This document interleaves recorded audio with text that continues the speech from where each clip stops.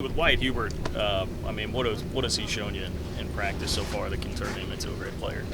Wyatt he has the total package. I mean, he is very locked in, focused. He practices hard, has a great work ethic.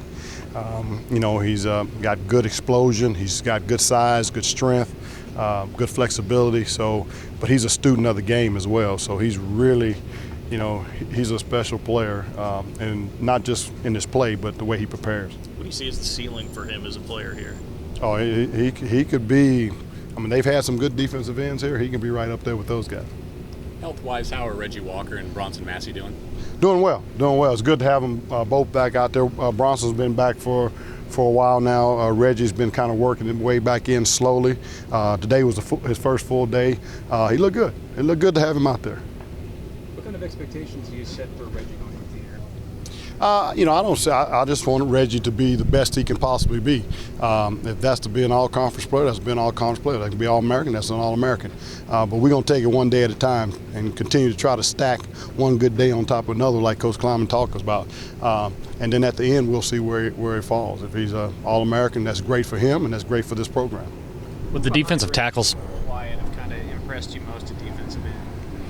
Who's behind Reggie and Wyatt? Yeah. Kyle Ball, I didn't have him in the spring. He was limited in the spring. It's good to see him out there working. He's been solid. He's been a pleasant surprise because I knew he had played a lot, but I didn't know much about him because I didn't get a chance to work with him in the spring. But he's been good. And then Bronson Massey, he has some talent. We just got to be more consistent with Bronson, but he has some talent. So those two guys have been really, really a pleasant surprise, I guess you can say. with the experience at defensive tackle, how has that benefited your guys' group, just being able to, take some pass rush pressure off of the defensive end solely? Say that again, I'm sorry. Like with the defensive tackle experience that they have back in that position, how has that helped your position not having to do 100% of kind of the pressures of pass rush? Well, it's good. It's always good when you have experience along the defensive line. I think those guys have played together a long time. They work very well together. They know each other's weaknesses and strengths. So I do think that they complement one another. And I think, there's certain skill sets inside that our guys bring to the table that defensive ends don't have. And there's certain skill sets we have at defensive end that they don't have inside. And we're able to blend those guys together, and then I think we can have something special.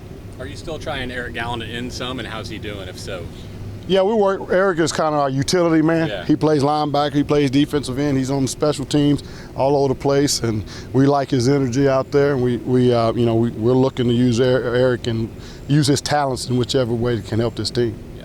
How aggressive do you kind of ask all of your defensive ends to be? Is it all out at the quarterback all the time, or is it a different philosophy there? No.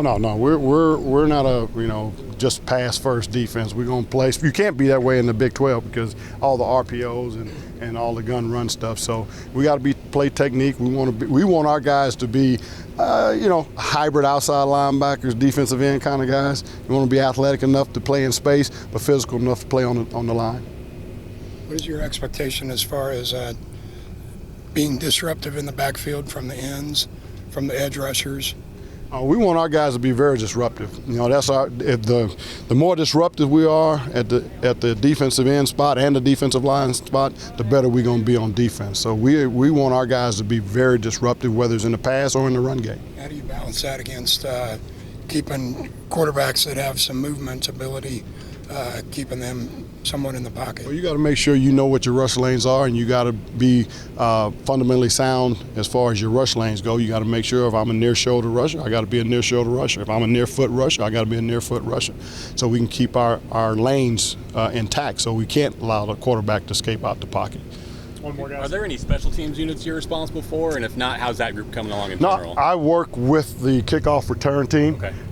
Coach Anderson leads that group. I work with the front line guys, and it's going well. We got some guys that they're working extremely hard.